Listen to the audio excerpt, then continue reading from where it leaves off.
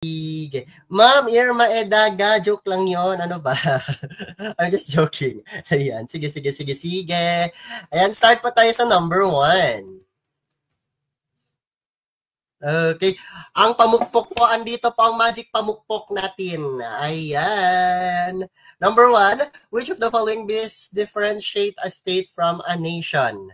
Okay. Ulitin natin, number 1 question, which of the following best differentiate a state from a nation? A state has a permanent population while a nation does not.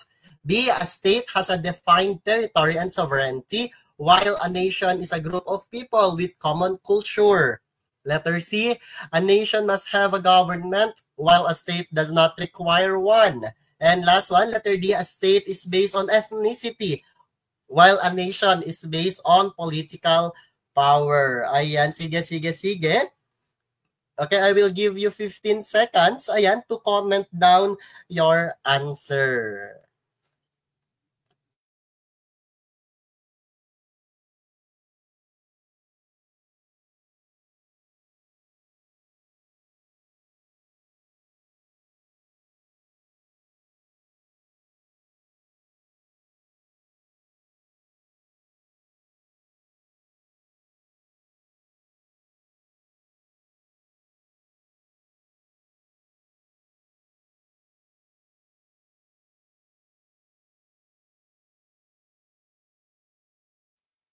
Okay, time is up. Ayan, sige.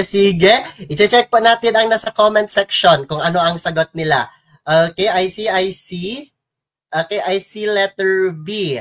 Okay, majority po nagsumasagot ay letter B. Aha. Ayan, sige. May sumagot ng letter A. Okay, may sumagot ng letter C. Okay, A, B, C. Okay, last po, letter D na lang po. Ayan, fruit salad po tayo sa number 1. Sige, wala tayong letter D. Sige. Okay, may letter A, may letter B, may letter C. Okay, basahin po natin. Bibigyan na natin siya ng rationale agad-agad. Okay, which of the following best differentiate a state from a nation? Okay, ano daw po ang pagkakaiba ng state sa nation? Actually, lahat naman tayo siguro, ang Pilipinas sinasabi nating state, ayan. Paminsan, ayan, tinatawag din natin siyang nation. Okay, pero ano nga bang pagkakaiba ng state at nation? So, isa-isahin natin.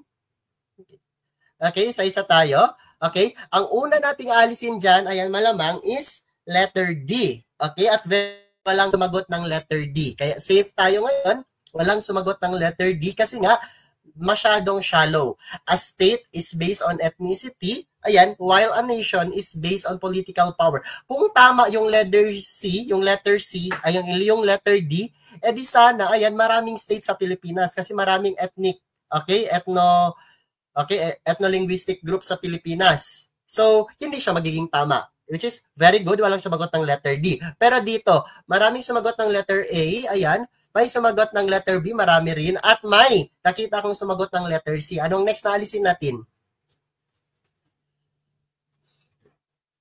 Okay, syempre alisin natin ang letter A. Okay, a state has a permanent population while a nation does not. Okay, hindi po yan ang meaning ng state. So meron na lang tayong letter B at letter C. Okay, a state has a defined territory and sovereignty while a nation is a group of people with common culture. Okay, or letter C, a nation must have a government while state does not require one. Okay, between B and C po, ang dapat nating isagot is letter B. Ulitin ko po, ang dapat nating isagot ay letter B at aalisin natin ang letter C. Very good. Kasi, when we talk about nation and state, ayan, start muna tayo, okay? Focus muna tayo sa nation, okay? When we say nation, this refers to a group of people who share common cultural elements such as language, ethnicity, okay? History, tradition, and sense of identity. Okay? Yan po ang ibig sabihin ng nation. For short, ayan, when we say nation, okay, may same identity sila. May same tradition sila. Okay? Pero, kapag state kasi may kinalaman na yan sa politika. Okay? Because when we say state, okay, it is a political and legal entity with a defined territory, a permanent population, a government, and sovereignty. Okay? Okay? Para mas lalo nyong maintindihan, magbibigay ako ng example. Okay? Magbibigay ako ng example. Ang example po ng nation, ayan, Palestinian. Okay? Palestinian, nation yan. Okay? Example ng state po, United States, China, Brazil, France. Example po yan ng, okay, states po. Okay? So, para mas lalo nyong maintindihan, okay? Okay, na-gets na ba? Ulitin ko, basta kapag nation ang sinasabi, ayan, okay, hindi siya ano, okay, same identity, same tradition, same ethnicity. Okay, naririnig ako? Okay, yes, very good. Ayan, yes po, correct po kayo, letter B po ang sagot. Okay? Basta, eto na lang para hindi kayo mahilo kapag sabi natin nation, okay? Cultural group of people. Example ng nation, okay? Para mas lalo nyo maintindihan, di ba? Okay? Example ng nation is yung nasa avatar. Fire nation, water nation, ayan. Tapos yung air tribe nation, di ba? Iba-iba sila. Pero ayan, ang tawag kasi group of people. Okay? Pero kapag state kasi may kinalaman din, okay, sa politika, or kapag sinabi natin state, political entity talaga siya. Okay, I hope na-gets niyo po siya. Ayan, so yung hindi niyo pa to malalasahan kasi konti naman yung nagkamali. Ayan, kaya proceed tayo sa number 2. What does de facto mean in legal terms? A law that has been passed by the legislature. B, a situation that exists in reality but is not legally recognized. Letter C, a government recognized by international law. Or letter D, a legal ruling by the Supreme Court. Sige, I will give you 15 seconds to answer. I hope lahat magko-comment.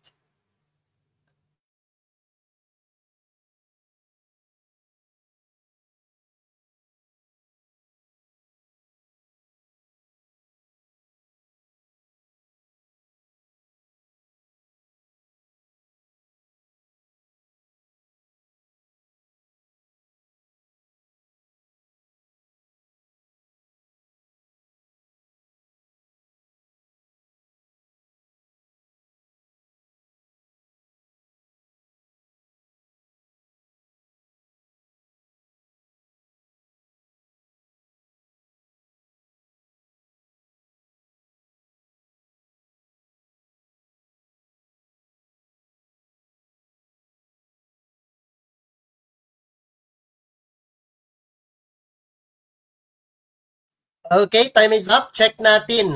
Okay, ang comment section. Sige.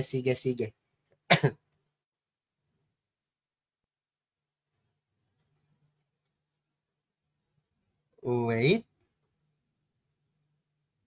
Ayan. Letter B. Okay, letter B po ang, okay, may sumagot ng letter A. Okay, may sumagot ng letter B. May sumagot ng letter C. Okay? A, B, at C. Okay. May sumagot ng letter D. Ayan. Number 2 po, ayan. Number 2 pa lang tayo pero fruit salad na ang nangyari. Okay? Fruit salad po ang nangyari sa number 2. Ayan. May sumagot ng letter A, may letter B, may letter C, at letter D. Ayan. Pero, ayan. Focus muna tayo dito. What does de facto mean in legal terms? Ano daw po ang ibig sabihin ng de facto in legal terms? Okay. A law that has been passed by the legislature. B, a situation that exists in reality but is not legally recognized. Okay. Letter C, ayan, a government recognized by international law. Or letter D, a legal ruling by the Supreme Court. Ayan.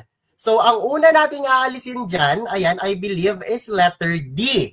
Okay, so, sa mga sumagot ng letter D dyan, ayan, sorry na lang po, yan po yung pinaka-shallow na answer na dapat nyong piliin dito. Okay, huwag nyong piliin ng letter D kasi siya yung pinakamalayo talaga. A legal ruling by the Supreme Court, hindi po yan yung de facto na sinasabi natin. Okay, so dito tayo, ayan, dito tayo sa A, B, at C. Okay? kapag a law that has been passed by the legislature po, hindi naman po yan de facto. Okay, kaya kung sino ka mang letter A na sumagot, ayan, lapit po sa screen. Ayan, hindi po letter A ang isasagot natin. Okay, hindi po yan de facto. Batas na nga yan siya, may batas na. Tapos ipapabigay pa sa taas, tapos magde-de facto ka. Hindi po. Okay, hindi po. Okay, so meron na tayong letter B at letter C. Naobserbahan ko po, ayan, marami pa ang sumagot ng letter C. Ayan, at marami rin naman, okay, sa letter B. Okay, a government recognized by international law, ayan, at a situation that exists in reality but is not legally recognized. Okay, ang sagot po natin dito, ayan, okay, meron tayong dalawa kasi yan. Okay, before natin ibibigay ang sagot, meron tayong dalawang sa government, ayan, de facto, pati de jure. Okay, kapag sinasabi nating de jure, okay, sige. Okay, kapag sinasabi nating de jure, ito ay tumutukoy, okay, okay, sa mga batas or sa practice na officially nare-recognize ng law. Ulitin ko, ayan, ito yung tumutukoy, ayan, okay, sa mga bagay na, ayan, nakabase sa law. Pero kapag de facto po, ayan, ito yung ginagawa sa lipunan, okay, nakikita, pero ayan, hindi siya accepted, okay, sa law. Okay, nagets po ba? Ibig sabihin ng de facto at de jure? Ayan, I hope nagets niyo po siya. Okay, kaya ang sagot po natin dito is de jure po. Okay? Ang sagot po dito, de jure. Sige.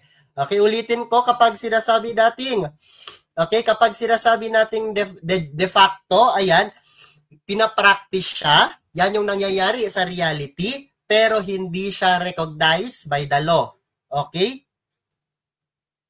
Nagets po ba?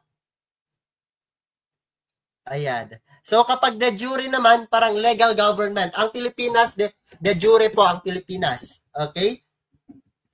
De jure po ang de jure po ang Pilipinas. Yes. Next tayo. Okay. O, sa mga sumagot ng letter C, lapit-lapit. Ayan. Okay, proceed tayo sa number 3. Which of the following is true about a presidential pardon? Okay. Ayan. Which of the following is true about a presidential pardon? A. It erases the crime completely from the record. B. It can be granted before or after conviction. Letter C. It applies only to civil cases. Or letter D. It requires approval from Congress. Ano daw po ang ibig sabihin ng presidential pardon? Okay, very good po, Ma'am Mia Claire de Vera. Ayan, sinulat niya, opinion ko, kapag daw, okay, de jure, official, okay, okay, accepted siya, okay, ng law, ayan, recognized by law, pero kapag de facto, reality. Very good, Ma'am Mia Claire de Vera. Ayan, I will give you 15 seconds, ayan, para intindihin, mag-comment po para sa number 3. Ayan.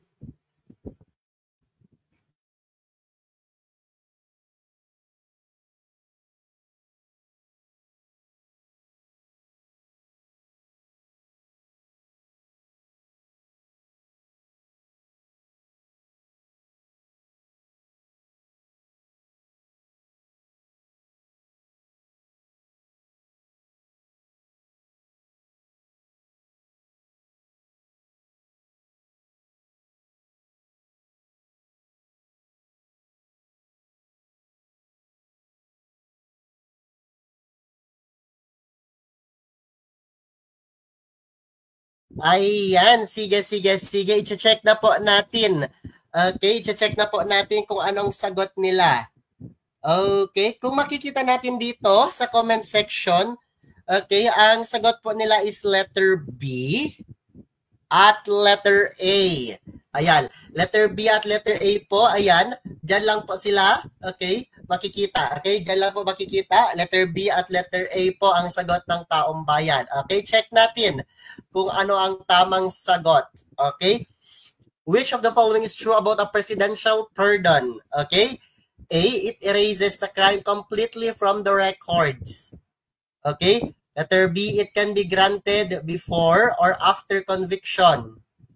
Letter C, it applies only to civil cases. Or, letter D, ayan, it requires approval from Congress. Okay, anong sagot niya dito?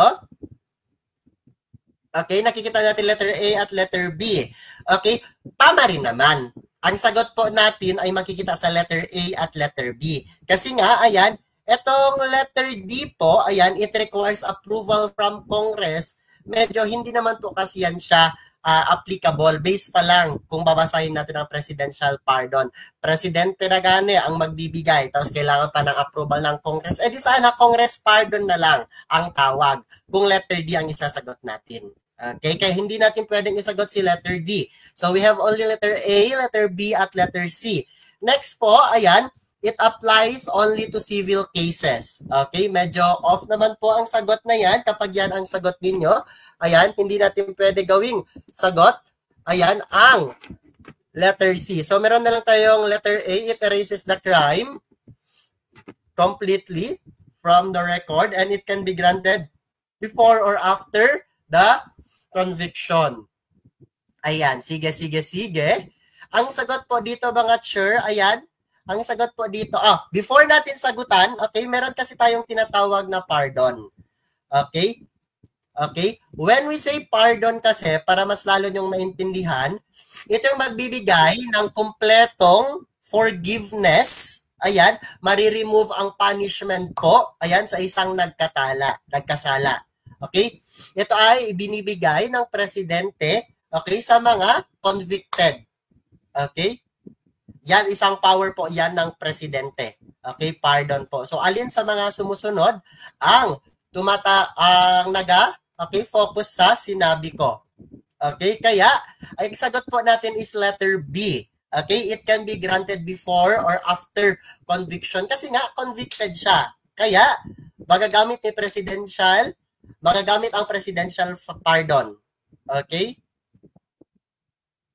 Yes, it erases the crime completely from the record. Hindi naman ganyan. Papatawarin lang. Okay, papatawarin lang. Kaya hindi po letter A. Letter B po ang sagot natin dyan. Yes, letter B po. Ayan.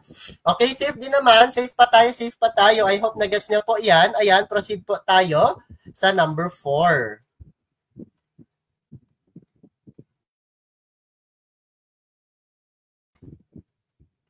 Okay, number 4. A rebel group surrenders after a political conflict.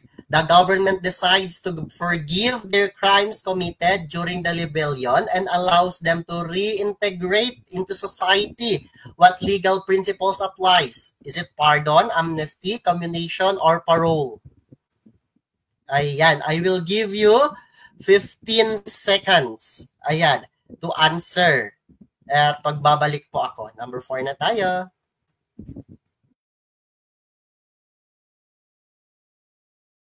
Ulitin ko po, kapag magko-comment tayo, pakilagay ng number, ayan, at ilagay agad ang letter, number, letter. Ganun po tayo kapag mag-comment.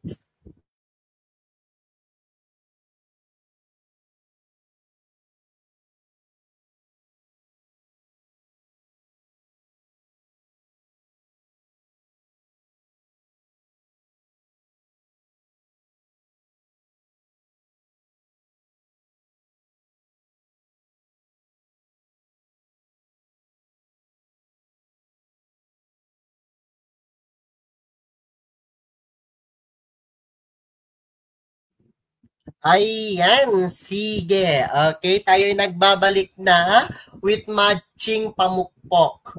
Okay? Kasi nga, na-explain na natin, okay, kanina, kung ano yung meaning ng pardon. So, ngayon, babasahin na natin po siya. A rebel group surrender after a political conflict. The government decides to forgive their crimes committed, okay, during the rebellion and follows them to reintegrate into society, what legal principle applies? Ayan. Okay? A, pardon. B, amnesty. C, commutation. And D, parole. Okay? Para hindi tayo mahilo, okay? Para hindi tayo mahilo, bibigyan ko muna kayo. Okay? Bibigyan ko muna ng meaning ang mga nasa choices. Okay? Kapag sinabi nating parole, ayan, okay? Lahat ng nag-comment po na letter D, okay, lahat ng nag-comment ng letter D, please pakilapit po ang kanilang ulo sa cellphone, okay? Basahin nyo po ang answer ninyo, parole. Okay? Parole ba yan? Pakilapit po ng face, pakilapit. Ayan, hindi po parole ang sagot dyan. Kasi, ayan, when we say parole, ayan, number 4 pa lang, napukpok na tayo. When we say parole, ayan, this pertains to a conditional release, ayan, of a prisoner before completing their full sentence. Okay? It may be because of their good behavior. Okay? Sa madaling sabi, kapag sinasabi nating parole, ayan, ito yung conditional release na binibigay, ayan, sa mga prisoner kasi nga nag-show sila, nagpakita sila ng magandang behavior while nasa loob sila ng selda. Yan yung binibigay sa mga inmates na kung saan medyo mabait naman sila sa loob ng selda. Okay? So, binibigyan sila ng parole. Kaya hindi po dapat gagawing sagot itong si parole. Ayan, kaya sobrang dami ng pukpok para sa letter D. Okay, so we have pardon, amnesty, at commutation. Ang next na aalisin natin, ayan, sa mga sumagot ng letter C. Okay? Lahat ng sumagot ng letter C, well, mali po yan. Okay? Mali po yan. Kasi when we say commutation, ayan, when we say commutation, ayan, ito yung pagbibigay sa kanya ng mas lighter na punishment. Okay? Example, itong si Juan ay binigyan ng death penalty. Pero, nung binigyan na siya ng commutation, instead na ipapapatay na siya, ipapa-death penalty na siya, magiging life imprisonment na lang. Ang tawag dyan, commutation. Okay? Ulitin ko, parole, binibigay yan sa mga inmates na medyo mabait. Commutation, okay, ito yung i-minus po ang ibibigay. Instead na, okay, papatayin na lang siya, okay, instead na ipapapatay siya or death sentence, bibigyan na lang siya ng life imprisonment, commutation yan. Pero dito tayo, okay, sa pardon at amnesty. Maraming sumagot ng letter A. As in, sobrang dami ng sumagot ng letter A. Pero hindi rin nagpapatalo si letter B. Ayan, amnesty. Okay, basahin natin. A rebel group. Group po. A rebel group surrenders after a political conflict. The government decided to forgive their crimes committed during the rebellion and allows them to reintegrate into society. What legal principle applies to this? Okay? Ang sagot po dyan, ayan, okay, lahat ng sumagot ng letter A, okay, sino sumagot ng letter A? Yes. Very good. Ang lahat ng sumagot ng letter A, very good po kasi po mali ang sagot ninyo. Mali po ang sagot ninyo. Ang sagot dyan is letter B. Okay? Amnesty po. Okay? Para hindi kayo mahilo between amnesty at pardon. Kapag sinasabi nating amnesty kasi, binibigay yan sa group of people. Para hindi kayo mahilo, yan yung binibigay po, okay, ng gobyerno para mapatawad po yung mga terorista, lalo na dito sa southern part of the Philippines. Ayan, amnesty. Example, susuko po yung maraming grupong Abu Sayyaf. Ayan, sige naman, 10 sila. So kapag susuko sila, bibigyan sila ng amnesty, it means, okay, pinapatawad po sila. Okay, pinapatawad sila. Ulitin natin, basta pardon, okay, pagpapatawad sa isang tao. Amnesty, pagpapatawad sa grupo, okay, ng mga rebelde or grupo ng mga nagkasala. Okay? Sa mga sumagot ng letter A, sobrang dami ninyo. Okay, sobrang dami ninyo. Ilapit ang inyong mukha sa screen. Ayan. At ipupukpok natin. Ayan. Sige. Sige, dapat ayusin ang ating buhay-buhay. Okay? Number 4 pa lang, marami na ang nabukulan. Okay? Sige. Ayan, at tayo ay papasok na sa number 4. Pero before tayo mag-proceed sa number 4, ayan, paki-comment or paki-react po if na-gets nyo na. Okay? Ang difference between pardon, amnesty, commutation, at parole. Actually, meron pa yung isa. Okay?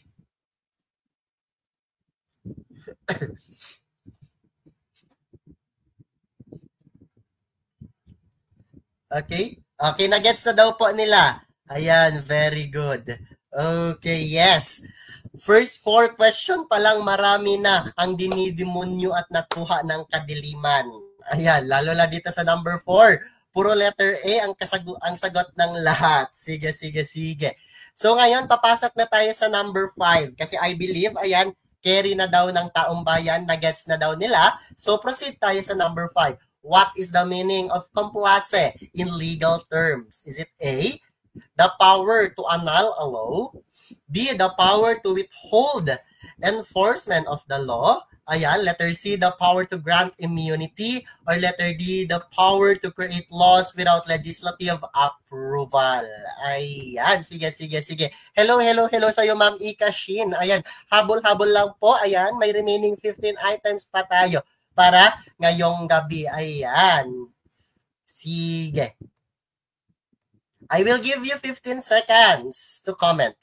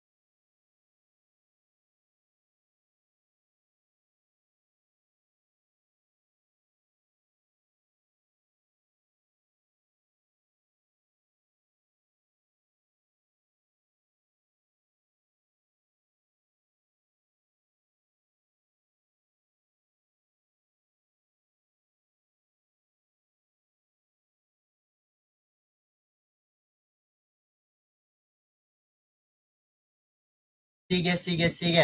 What is the meaning of complace in legal terms? Ayan. Is it the power to annul a law? The power to withhold enforcement of a law? The power to grant immunity? Or the power to create laws without legislative approval? Kung i-check natin dito sa comment section. Ayan, lahat po sila. Letter B ang sagot. Lahat sila letter B ang sagot. Uy na, himala. Ayan, himala. Nagtulong-tulong na naman sila. Ayan, para sa number 5. At yes, tagumpay tayo. Walang mapupukpok sa number 5 dahil po ang sagot natin is letter B. The power to withhold enforcement of the law. Ayan, very good. Okay. Sige, congrats. Okay. Wala pong mapupukpok for today's video. Okay, tayo pa ipapasok na sa number 6. A suspect is arrested without being informed of their right to remain silent and have an attorney. Later, they confess. Can this confession be used in court? Okay. Yes. No, yes, no. Ayan, A, B, C, or D.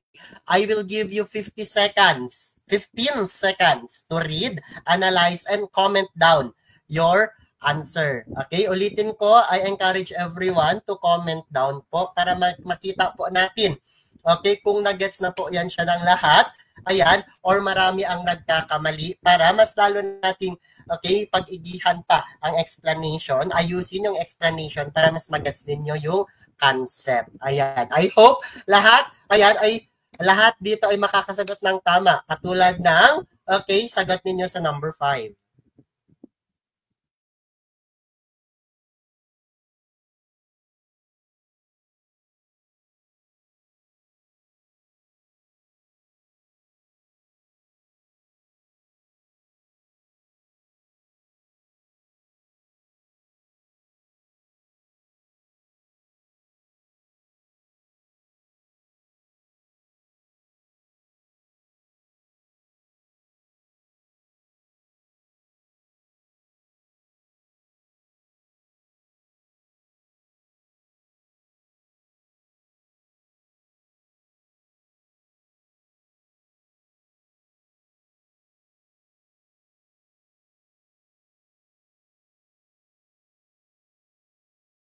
Ayan, very good, very good, very good tayo for number 6 at nadali nyo po.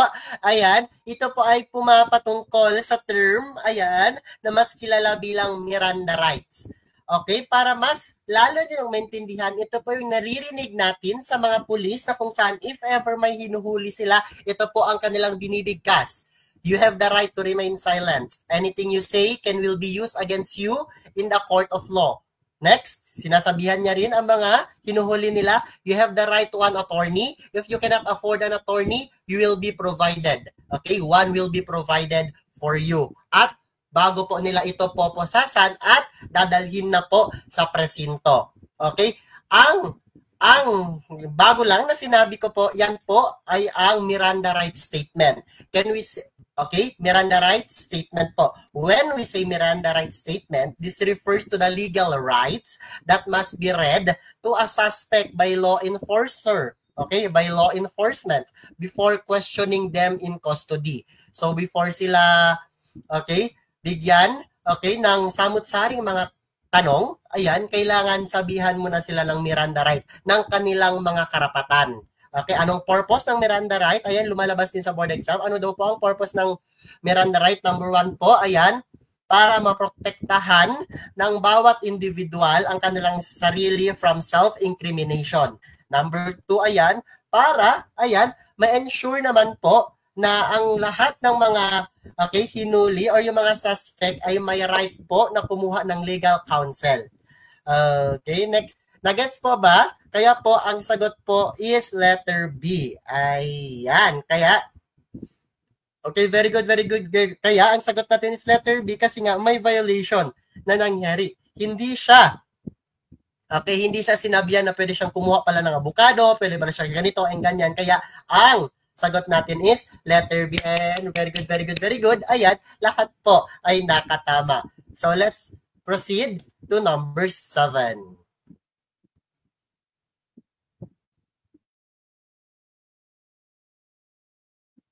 Under the 1973 Constitution, who were allowed to vote despite previous restriction? Is it naturalized citizen, illiterate individuals, foreign citizen, or government employees only? Okay, alin sa dyan? Okay, alin sa 7? Okay, alin sa 4 na yan ang sagot? Ayan, I will give you 15 seconds to answer this.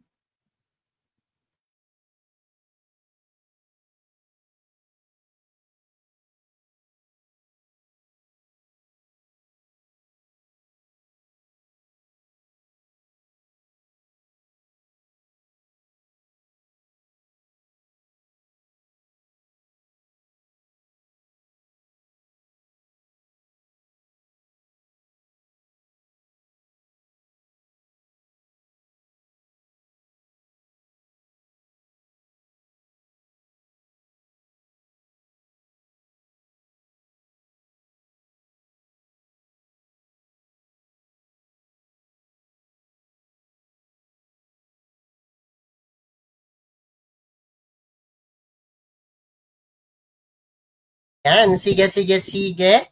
Ayan, sige. Okay, nagsisimula na silang, okay, nagko-comment po, naglagay ng kanilang comment. sa comment section. So under the 1973 Philippine Constitution, who were allowed to vote despite previous restriction? Is it naturalized citizen, illiterate individuals, foreign residents, or government employees only? Dito muna tayo mag-focus sa 1973. Ang 1973 ba, sinong president during that time? Okay, it's Ferdinand Marcos. Okay, it was during Ferdinand Marcos regime. Okay, sa kapanahunan pa ni Apo Ferdinand Marcos. Okay, so nung ginawa nila, nung ipinalabas, nung sinunod na po itong 1973 Philippine Constitution, naging usapan po ito worldwide. Naging usapan ito worldwide kasi may isa silang dinagdag sa Constitution na hindi nakikita sa previous Constitution, katulad ng 1899 Constitution or mas kilala nilang Malolos Constitution, 95 Constitution na sinulat ni Claro M. Recto during the Commonwealth era. Okay, ditong 1973 Constitution po, ayan, ang pinaka medyo na-shock ang lahat. Okay? Kasi nga dito po unang ayan, nakaboto yung mga hindi marunong bumasa at sumulat. Okay? Letter B po ang sagot. Okay, letter B. Okay, ulitin ko. Sa 1973 po, okay, na Philippine Constitution, okay, dito po unang makikita natin na pwede na palang, okay, bumoto ang mga hindi nakakabasa at hindi nakakasulat. Okay, very good, very good, very good. Ayan, kapag letter B ang sagot ninyo. Pero may nakita akong sumagot ng letter D, may kumita akong sumagot ng letter C at letter A. Ayan, tandaan nyo na po ang sagot. Okay, tandaan nyo na po ang sagot or kailangan nyo pa ito para masagutan nyo yan. Okay, sige. Okay, proceed po tayo sa number 8. Sige. What does UNCLOS stands for? Ayan na. Ayan na. Itatry natin kung alam nga ba talaga ng ating future LPTs kung anong ibig sabihin ng UNCLOS. Okay, I will give you 15 seconds to comment your answer.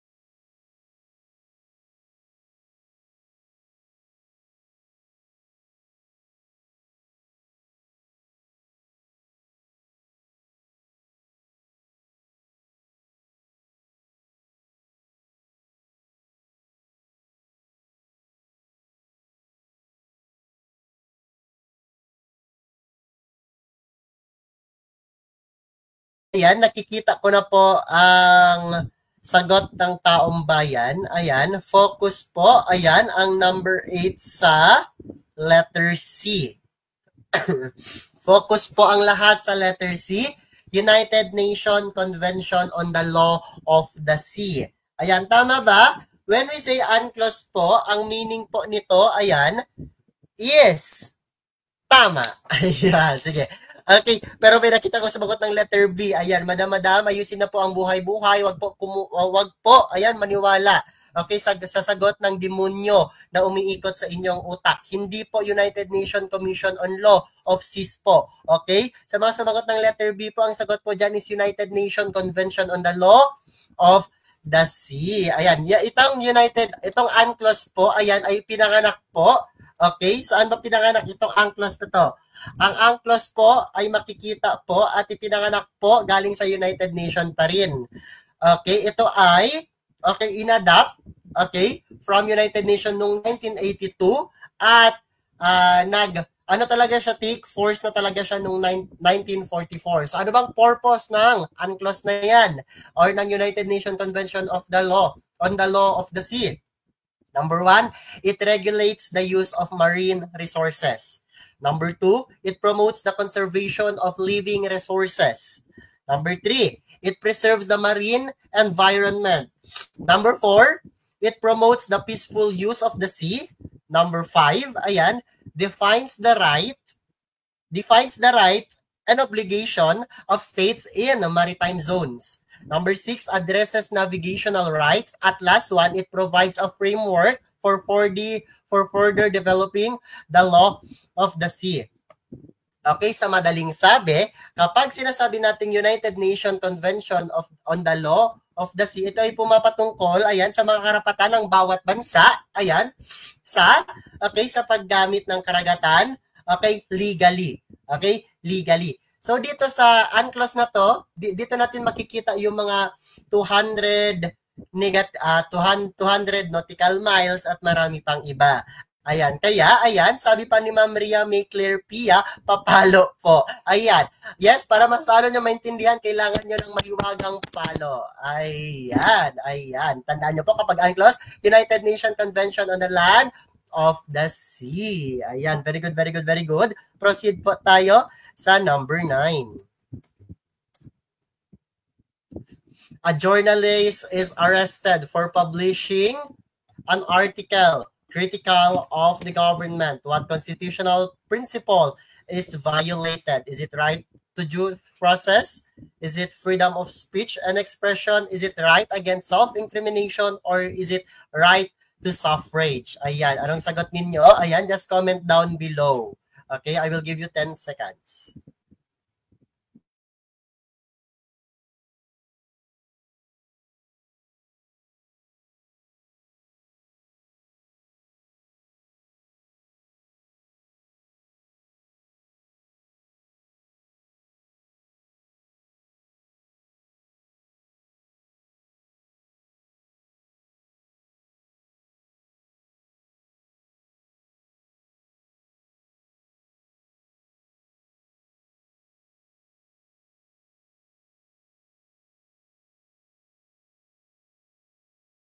Okay, time is up, time is up. Ayan.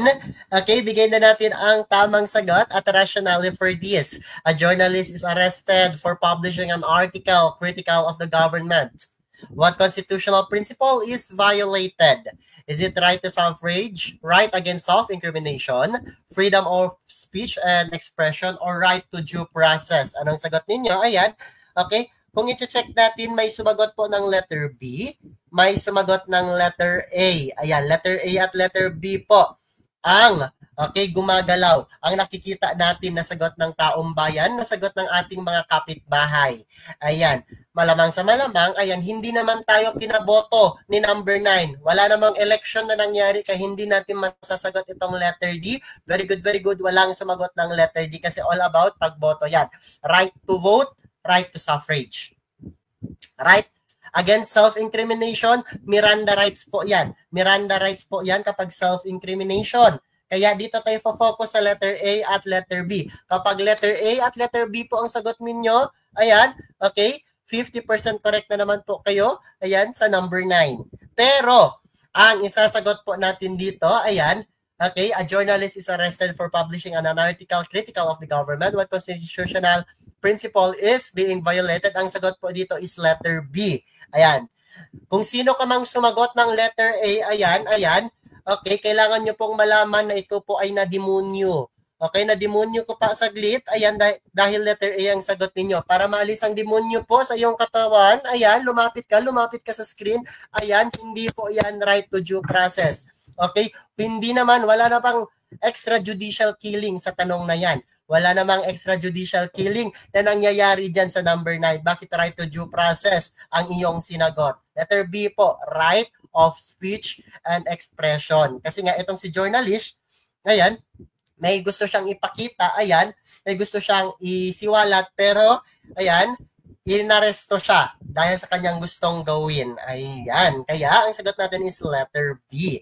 Ayan, next na tayo, proceed tayo, number 10. We still have 11 questions. Okay, ngayong gabi, bilis-bilisan natin. Aquilino Pimentel is best known for his role in A. Drafting the 1987 Constitution, B. Establishing the local government code, C. Leading the Philippine Revolution, or letter D. Founding the Supreme Court. Anong sagot ninyo?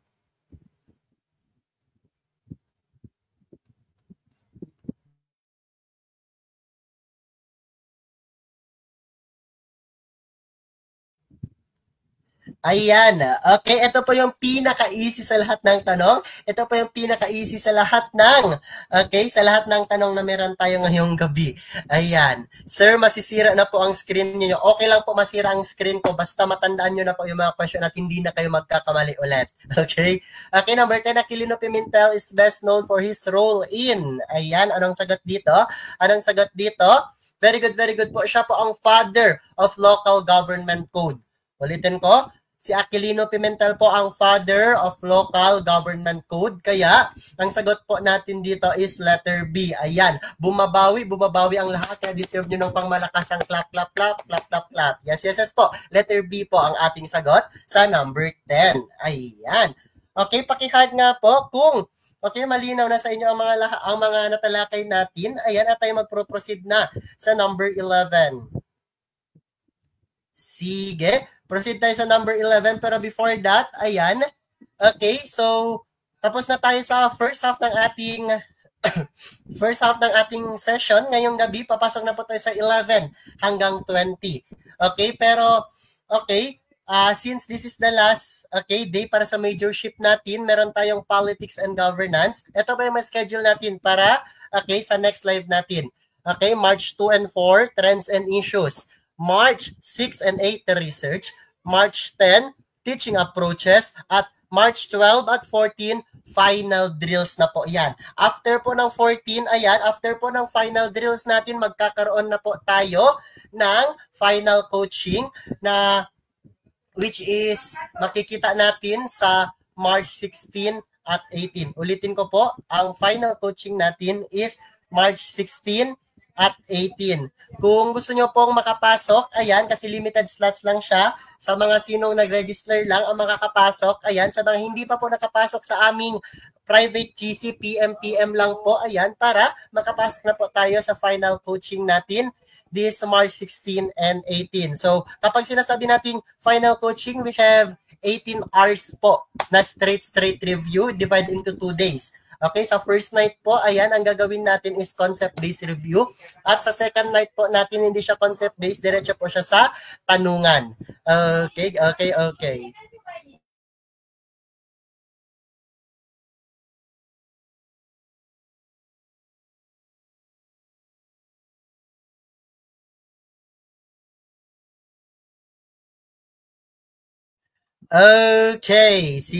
Sige. Pasensya, medyo maingay sa labas. Okay.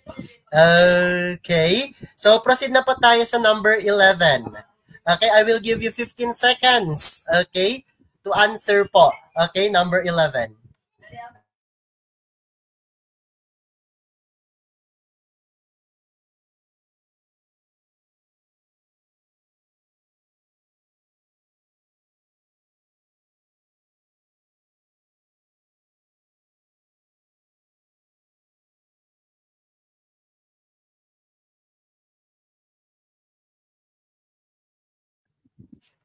Ayan.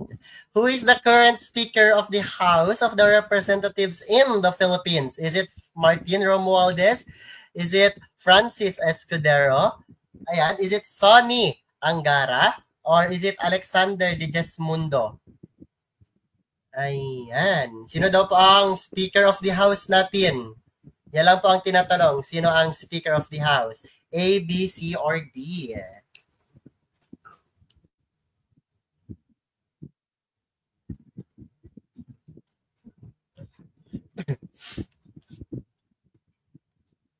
Okay. Ang sagot niya, letter A, isasanla nila ang bahay kapag magkakamali siya. Make sure lang, letter A ang sagot. Kung hindi, masasangla mo talaga ang bahay mo. Who is the current Speaker of the House of Representatives? Start po tayo. Grabe naman sa pagsangla ng House. Okay, start po tayo. Ayan, kay Alexander Digesmundo. Alexander Digesmundo, siya po ang ating Chief Justice ngayon. Alexander Digesmundo. Ayan, Chief Justice po yan ng Pilipinas. Ayan, Alexander Digesmundo. Very good. Number 27 po yan siya. 27th Chief Justice. Ayan, kayo anong isasangla ninyo para sa number 11? Okay? Sonny Angara. Okay, siya naman po ang Secretary of Education. Ulitin natin. Secretary of Education Sonny Angara. Francis Escudero at Martin Romualdez, yan na lang po. Ayan, may sumagot ng letter B. Ayan, sabi niya si Francis Escudero, pakilapit po ng iyong mukha. Ayan, sa screen at tayong pupukpukin muna natin dahil hindi po Francis Escudero ang sagot dyan. Okay, hindi po Francis Escudero. Yang si Chis Escudero po, Senate President. Senate President po si Chis Escudero. Si Martin Romualdez po ang Speaker of the House. Ayan. Okay, tinulungan na tayo ni Madam. Very good, Madam. Ayan, Martin Romualdez, Speaker of the House. Chis Escudero, Senate President. Sonny Angara, DepEd Secretary. Ayan. At ang letter D po, Alexander Jesmuno, Chief Justice po. Ayan siya. Ayan. I hope na gets nyo na po at tayo mag-proceed na sa number 11. Who was the 10th President of the Philippines? Ayan. Is it Marcos, Corazon Aquino, Diosdado Macapagal, or Ferdinand Marcos Jr.? Okay, 3 sila, 4 sila. Okay, anong sagot ng taong bayan na mga kapitbahay? Maghihintay ako. Ayan, 10 seconds.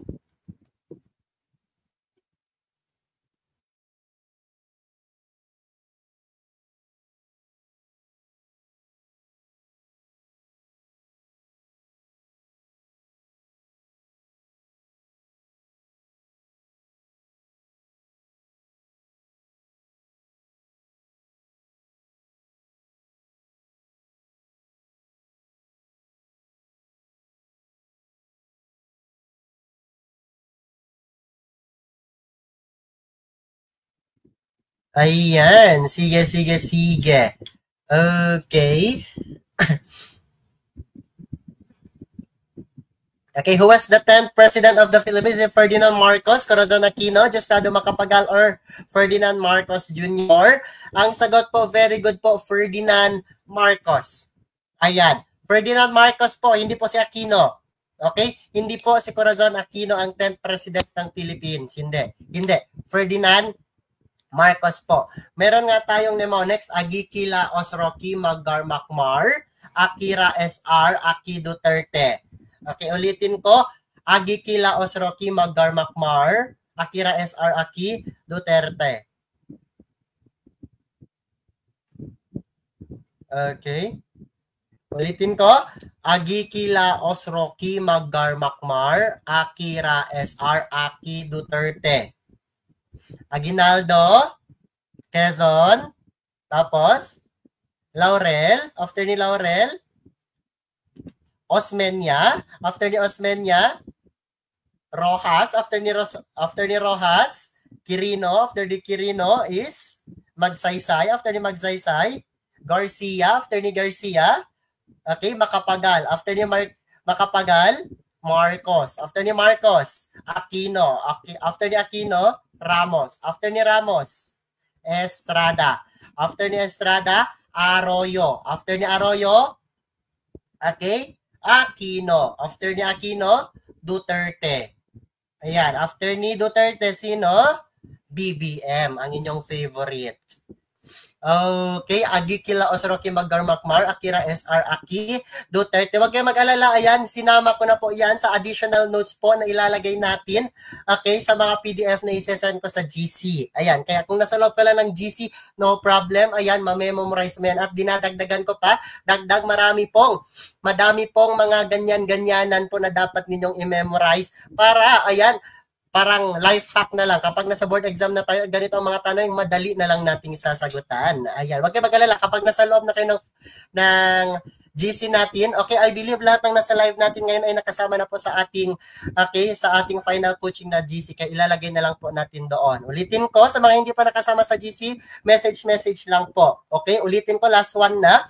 Agiki Laos Rocky Magarmacmar, Akira SR, Aki Duterte. Ayan, doon pa lang, memorize nyo na po. Para kahit ang tanungan sa board exam, who is the 3rd President, who is the 13th President, who is the 7th President, who is the 9th President, alam nyo na po agad ang sagot. Ayan, kailangan memorize nyo yan. Wag na wag kayong papasok sa loob ng precinct nang hindi nyo po alam ang order ng mga presidente na meron tayo sa Pilipinas. Ayan. Sige. Proceed po tayo sa number 13. Who was known as the little man of the Philippines? Is it Magsaysay, Rojas, Laurel, or Aquino?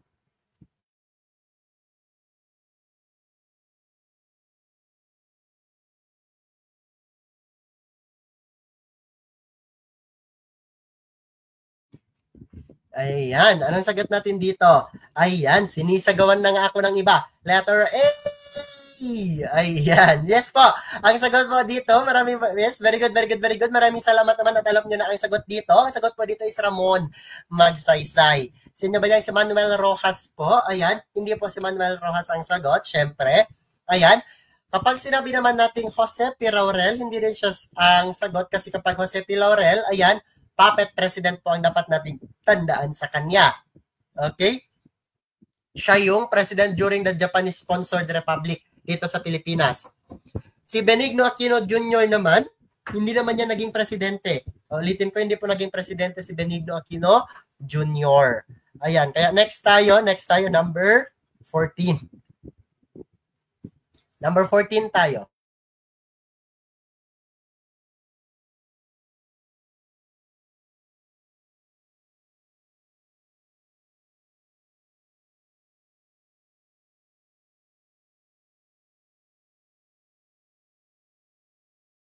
Ayan, number 14, a couple has been separated for 10 years but never legally divorced.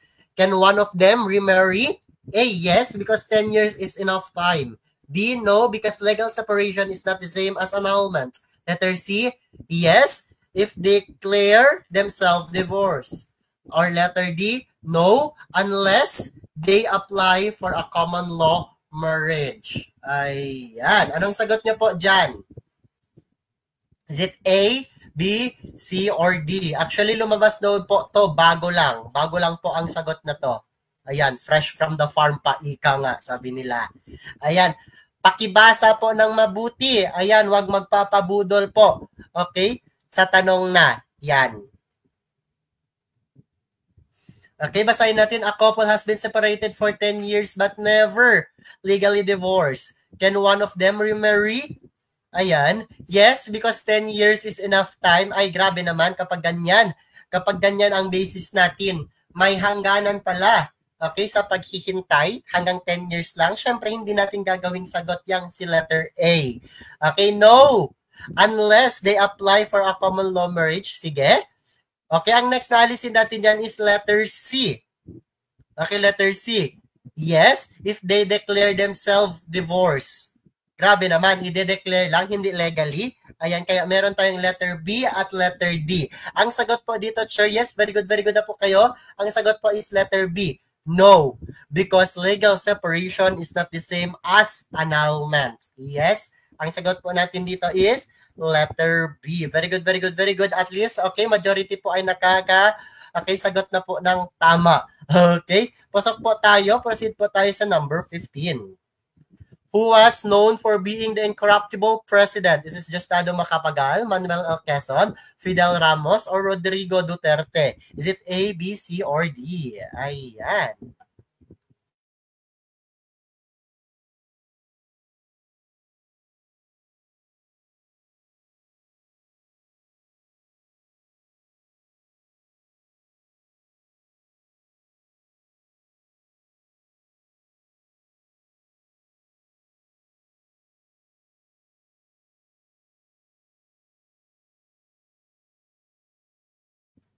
Ayan, very good po.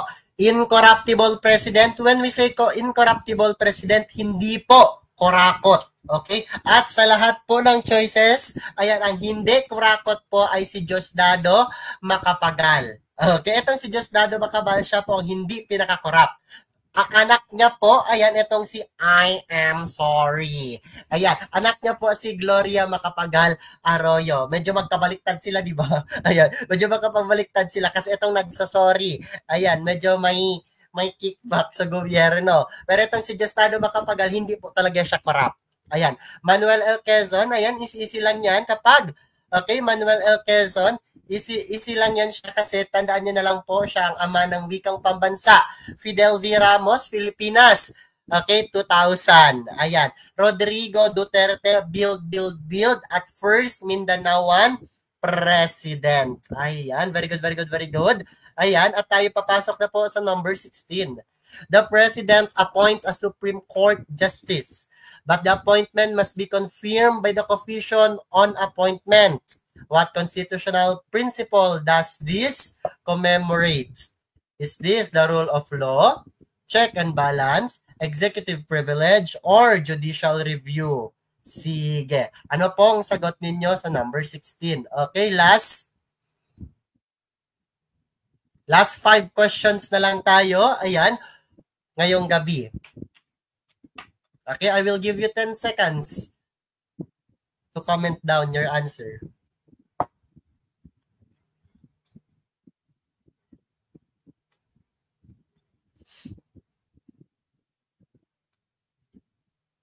Okay? Okay, basahin natin. The President appoints a Supreme Court Justice. Ayan.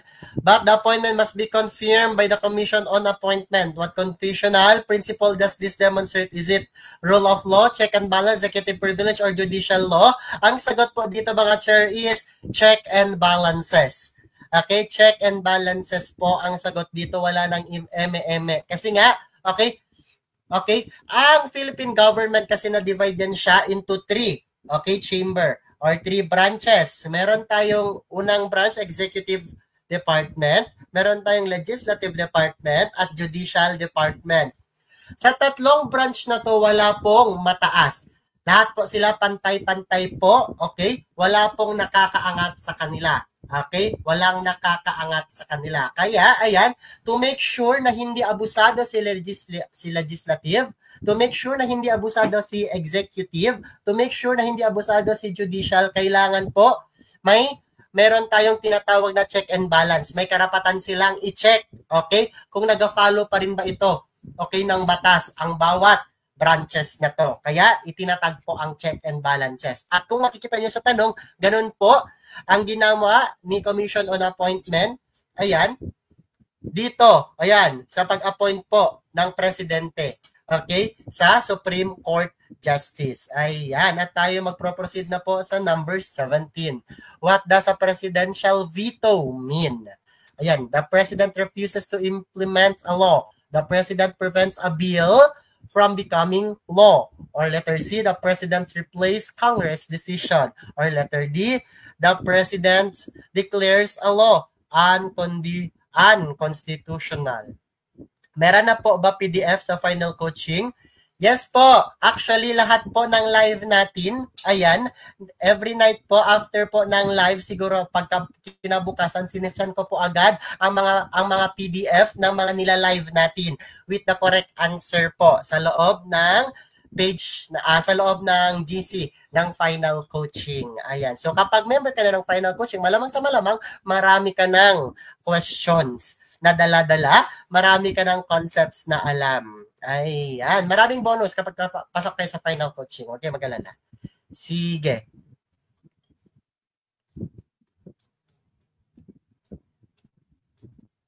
Okay, number 17 muna tayo mag-focus.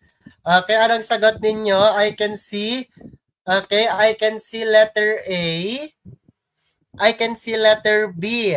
Maraming letter B. Okay, maraming letter B. Very good, very good po. Ang sagot po natin dito is letter B. Matik-matik, letter B po ang sagot natin. The president prevents a bill from, okay, becoming a law. Yes. Okay, I believe lahat naman siguro nakakakuha ng tamang sagot. Kaya proceed na tayo sa number 18. Okay. Number 18, what is a writ of mandamus? Okay.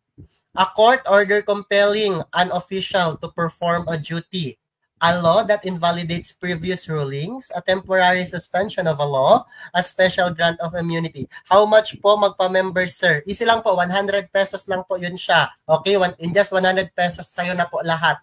Okay, ng files ko. Sa'yo na rin lahat ng 16 hours ko sa buhay. Ayan, in just 100 pesos, ayan, magiging baon mo na to sa board exam. Kaya huwag ka nang magdalawang isip pa po, PM na. Ayan, What is a writ of mandamus? Ayan, I will give you 15 seconds to answer this.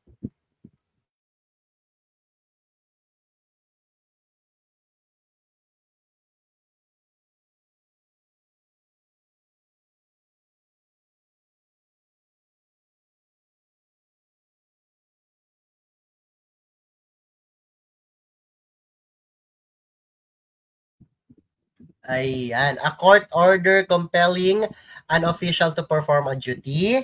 A law that invalidates previous ruling. Grabe naman. A temporary suspension of a law or a special grant of impunity. Ano pong ibig sabihin ng writ of mandamus? Ayan, I can see letter A at letter C. Ayan, ang sagot po dito mga chair is letter A. A court order compelling an official to perform a duty. Ito po yung writ, ayan, na karapatan ng taong bayan ng Pilipinas, ayan, upang utusan po ang mga opisyales, ang mga umuupo sa kanilang kinakatungkulan, ayan, sa kanilang mga pwesto, okay, may karapatan tayong utusan, sabihan, okay, or okay, ipagalaw ang mga official na gawin ang kanilang mga dapat gawin. Ayan, as official po. Okay, writ of mandamus po yun siya.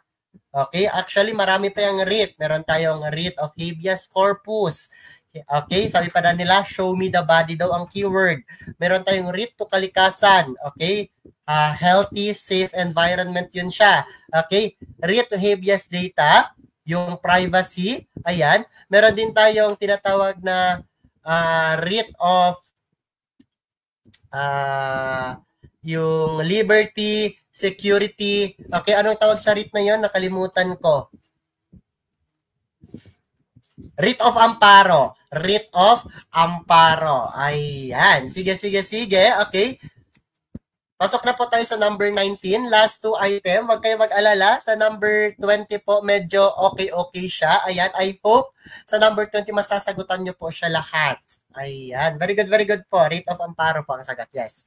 A government agency records a private phone call without consent. What law does this violate? Ayan. Is it freedom of the press, wiretapping law, right to due process, or Cybercrime Prevention Act? Ano po ang sagot? Is it A, B, C, or D? Yes. Ayan, so after this live, I will upload this video sa YouTube po natin para pwede nyo siyang balikan anytime. Sige.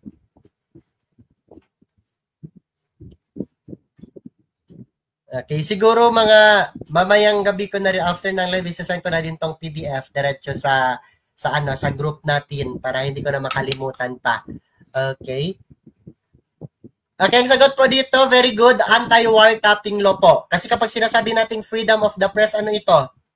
Kapag sinasabi natin freedom of the press po, kailangan may kalayaan daw po na magsalita ang taong bayan. Okay, may freedom sila, ayan, katulad ng mga journalists and everything. Okay.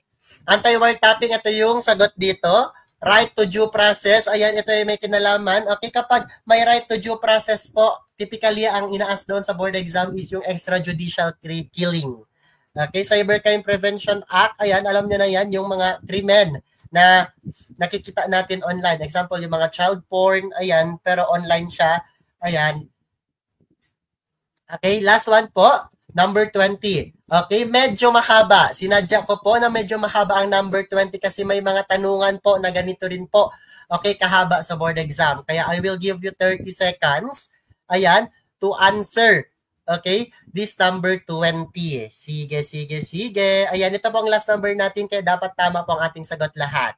Okay, huwag maniwala sa sagot ng kapitbahay ninyo. Maniwala kayo sa sarili ninyong instinct. Okay, I will give you 30 seconds. Timer starts now.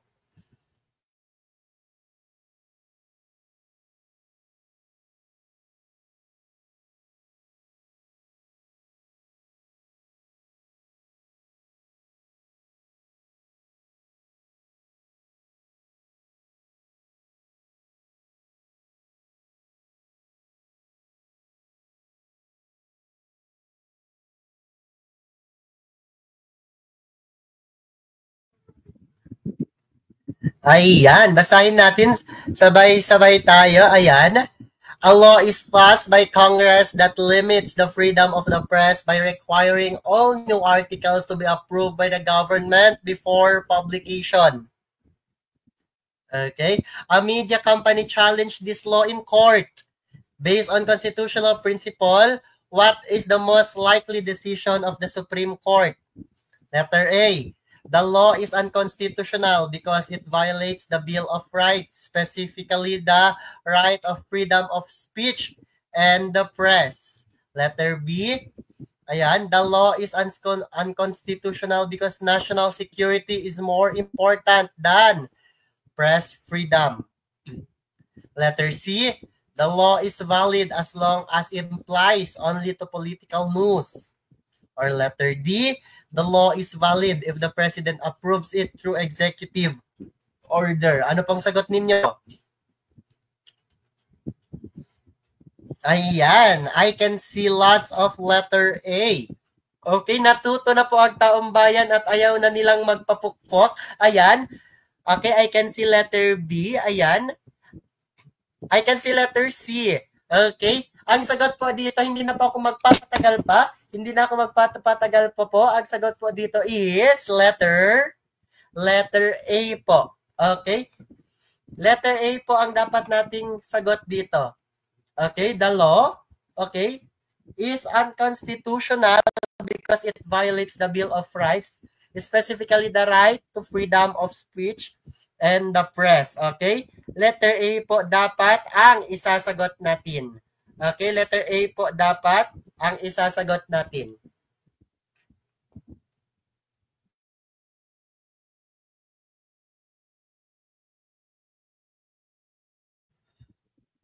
Okay? Letter A po. Ayan. Yes po, kasi na-violates nyo naman po ang right to speech and the press. It's letter A. Very good. Ayan, sabi nila letter A ang kanilang sinagot kasi nga yan lang daw po ang pinakamahaba. Ay, galing. Sige. Okay, so nagkamali, okay lang yan. At least next time, ayan, alam niya na po ang sagot dyan. Okay, that's all for tonight. Maraming salamat po. Ayan, sa mga still na andito, we still have 640, 640, 64 na live viewers. Okay, ngayong gabi, sige. Ayan, so dito lang po muna. Sa mga nagtatanong po about sa final coaching, you may send your private message po agad directly sa akin para masagutan po kita agad, okay, through PM. Okay, maraming salamat po. Ayan, sa mga nagstay ng live, ayan, see you po. Okay, see you po bukas kasi po bukas magbibigay po tayo ng free live session pero focus po tayo sa Rizal. Okay, ang Rizal po lumalabas po yan siya sa board exam. More likely 10 items, more than 10 items po is focus po sa Rizal. So bukas po tayo magbibigay ng free lecture about Rizal. Okay, so dito lang po tayo. Ayan, hanggang dito muna tayo ngayong gabi. Bye-bye. Maraming salamat.